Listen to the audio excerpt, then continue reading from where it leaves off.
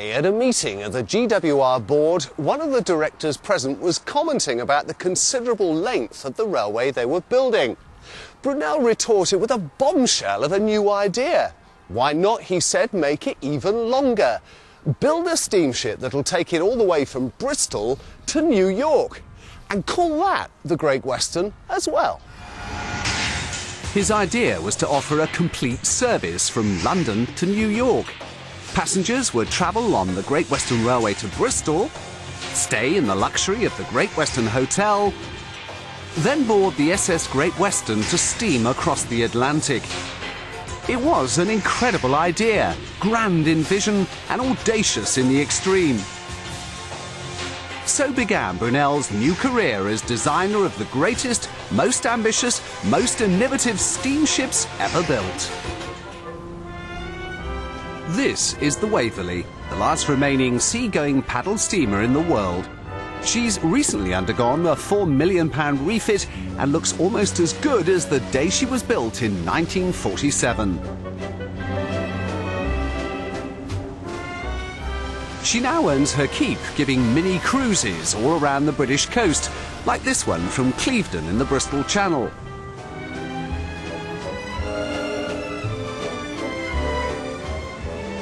Back in the 19th century, in Brunel's time, paddle steamers were a common sight at coastal ports, but their size and engine efficiency severely restricted their range. Steam had been used on Atlantic crossings, but only in sailing boats fitted with an auxiliary engine. Most of the work was done by sail power. Brunel's service from London to Manhattan would require a steamship that could cross the Atlantic. For such a long passage, that demanded something much larger to carry enough coal. But there were those who thought that such a ship would need to be so big it would be impossible to build, and impossible to find engines to put in it too. One of Brunel's chief critics, Dr. Dionysius Lardner, said one should just as easily talk about a journey from New York to the moon. Well, Brunel didn't take Lardner seriously. In fact, he thought he was a bit of a fool. He wasn't a fool. I mean, too many historians, I think, have dismissed Lardner as a fool who was simply, Brunel was obviously right and Lardner was obviously wrong. It's not quite as simple as that. Lardner argued that small ships could barely carry enough coal to cross the Irish Sea. It was inconceivable that one could be built big enough to carry sufficient to cross the Atlantic. But Brunel knew better. It's all about water resistance. The bigger a ship gets, proportionately, the less the water resistance. Well, the maths are a bit complex, but Brunel understood them. He was one of the few that did. Well, it's a matter of the proportions, and because Brunel knew his sums better, worked out how the proportions worked, he could see that the larger the ship, the less the total volume that had to be taken by the fuel. So if you wanted to go a long way, you need a bigger ship, and the further you went, the larger the ship, and you could do it, have a worthwhile cargo, provided you made the ship big enough. Brunel's Great Western was the biggest ship the world had ever seen. She was a 236-foot oak-hulled paddle steamer displacing over 2,000 tons. On deck, she carried 4 masts and a single funnel. But after her maiden voyage to London to pick up passengers, on her return to Bristol, disaster struck, with potentially fatal consequences for Brunel himself. Suddenly the air filled with smoke, coming not from the top of the funnel, but from its base. Now the stokers, the men whose job it was to put coal on the boilers, burst upon the deck, saw that they were close to land and promptly jumped overboard. Clearly something was seriously wrong. What had happened was that lagging around the base of the funnel had caught fire.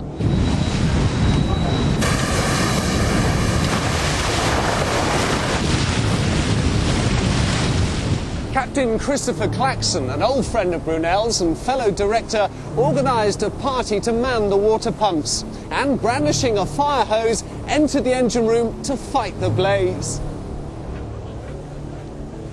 Brunel tried to help too, but while he was climbing down a ladder, a badly charred rung gave way and he fell almost 20 feet. Now, the fall would have severely injured him, but for the fact that he landed straight on top of Claxton. The captain was knocked to one side and Brunel fell face down into a pool of water, knocked unconscious.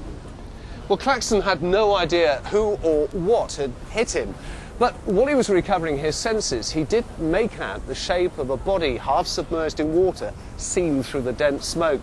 Well, Claxton lifted the man's face out of the water so he wouldn't drown, and then arranged for his body to be heaved on deck by a rope. But it wasn't until the fire was put out that he actually realised the person he'd saved was Brunel himself. The Great Western eventually sailed from Bristol on her maiden voyage to New York on the 8th of April 1838, completing the return voyage in record time. However, Brunel himself was not on board. He was busy building his next ship, which was to be bigger, faster, and have more innovations than anything else in the world. The SS Great Britain is one of Bristol's most popular attractions. When she was launched in 1843, she was one of the most important ships in the world, and historically, that's still true today. Not only was she the biggest ever built, at over 3,500 tons, dwarfing the Great Western, she was also the most radical. The first steam-powered, iron-hulled, propeller-driven, ocean-going passenger ship, the forerunner of all modern ships.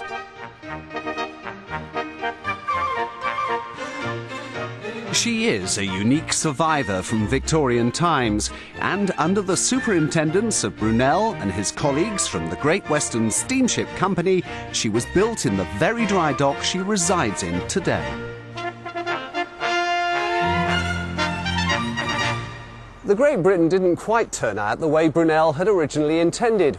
When he'd set out to design a sister ship to the Great Western, it was to have been of similar shape and size, a wooden-hulled paddle steamer. But along the way, Brunel's eye was caught by one or two technical innovations that were going to radically alter the design. If the Great Western had a heart of oak, the Great Britain was going to have a heart of iron. The decision to build in iron was bold but not entirely new. A ship called Rainbow had visited Bristol in 1838. She had a revolutionary iron hull. Brunel and Captain Claxton were won over by the new material and could see the advantages that iron could bring. Brunel had worked out that to build a ship the size of the Great Britain in wood would have meant the hull being about 2 feet thick. Done in iron, that thickness would have been reduced to just 2.5 inches, leaving plenty of room on board for the massive engines and the hundreds of tons of coal needed to make those transatlantic crossings. So the Great Britain was to be iron-hulled and the biggest paddle steamer the world had seen. Well, that was the plan until something else caught Brunel's eye. Paddles are not a particularly efficient way of powering a ship. About a year after work had begun, the Archimedes sailed into Bristol. She was driven not by paddles, but by a newfangled thing called a propeller. Brunel was impressed by her speed. He chartered the Archimedes to conduct his own tests, while ordering work to be stopped on the Great Britain. A propeller would enable a reduction in a hull's width and weight. Great Britain's design was fundamentally changed to fit her with a massive single screw.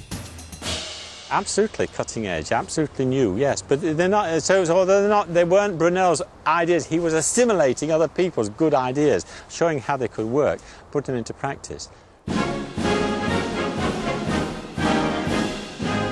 In July 1843, thousands of Bristolians cheered the launch of the world's largest steam-powered, iron-hulled, propeller-driven ship.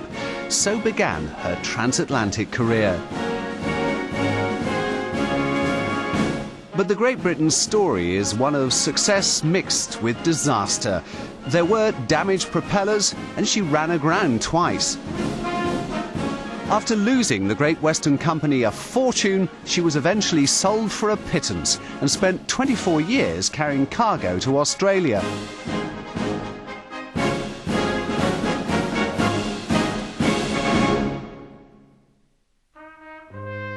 In 1866, she was rounding Cape Horn when her cargo caught fire, forcing her to put into the Falkland Isles.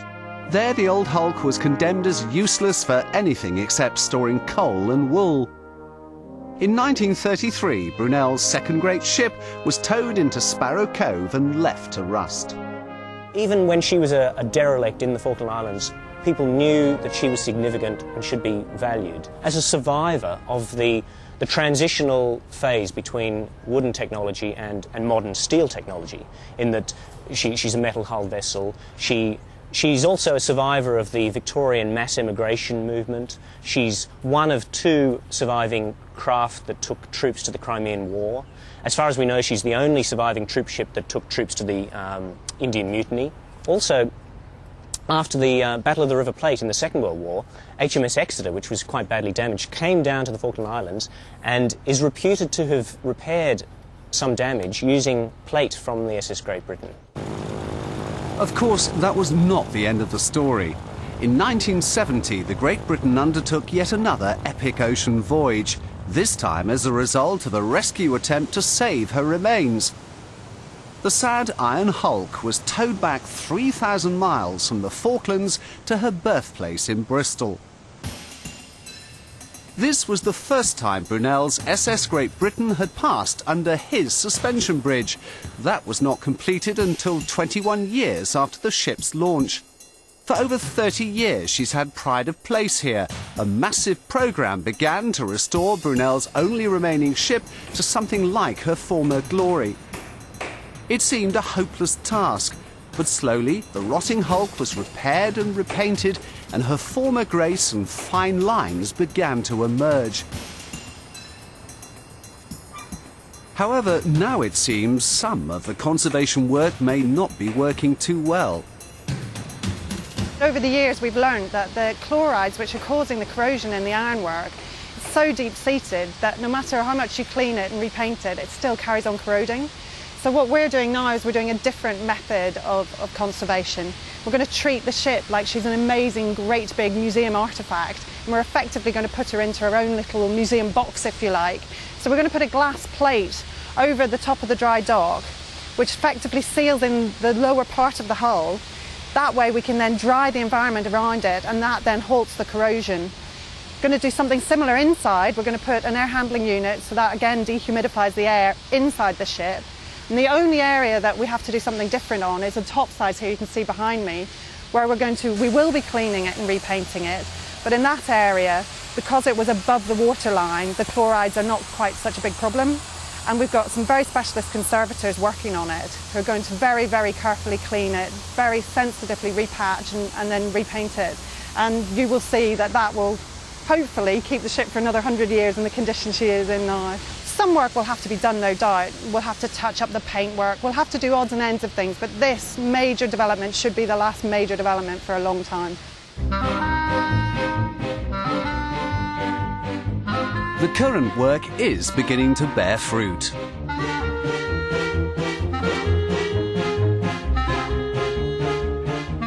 The glass water-covered floor will give the impression that she's once more afloat. A number of historic spaces on board are being rebuilt. The captain's cabin and berth, a stewardess's cabin, and a refurbished ladies' boudoir. We'll see what it was like for those who travelled steerage. And here's a preview of the gilding work being applied to the carvings on her stern. This is real gold leaf.